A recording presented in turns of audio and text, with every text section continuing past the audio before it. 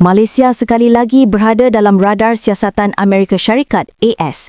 Pejabat Wakil Perdagangan AS mendakwa Malaysia gagal bertindak terhadap isu buruh paksa dalam pengeluaran barangan. Sebanyak 60 negara termasuk Malaysia kini disiasat.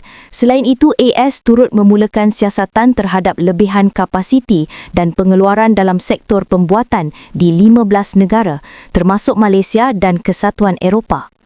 Untuk tempoh yang terlalu lama, pekerja dan syarikat Amerika terpaksa bersaing dengan pengeluar asing yang mungkin memperoleh kelebihan kos secara tidak adil melalui penggunaan buruh paksa, katanya. Amerika Syarikat mahu pastikan persaingan global lebih adil.